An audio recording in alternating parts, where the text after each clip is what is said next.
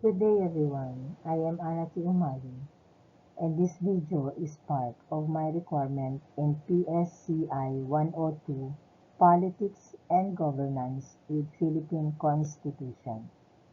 In this presentation, I will discuss two important parts of the 1987 Philippine Constitution, the Preamble and Article 1, National Territory. These sections help us understand the values, goals, and territorial boundaries of the Philippines as a nation. The preamble is the opening statement of the Constitution. It explains the purpose, principles, and aspirations of the Filipino people.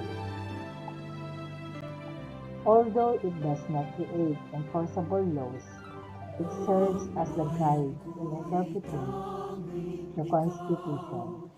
The preamble highlights several important ideas. Sovereignty of the people.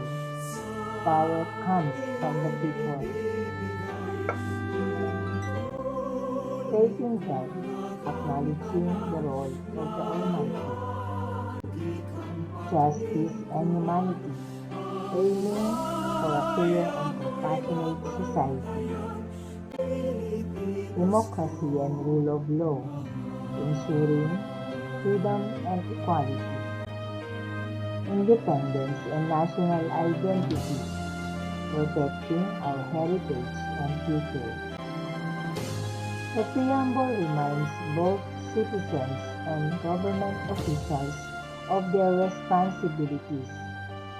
It reflects the values and visions of the nation and inspires unity and patriotism. Article 1 of the Constitution defines the national territory of the Philippines. It identifies the areas over which the Philippine government has sovereignty and jurisdiction. According to the Constitution, the Philippine territory includes the Philippine archipelago,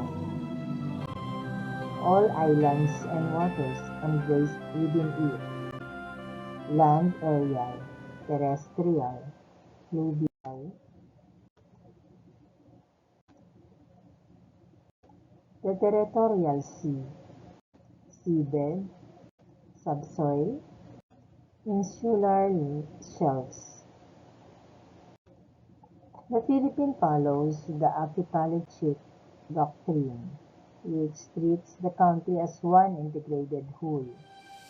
This means that the waters between islands are considered internal waters, not international waters.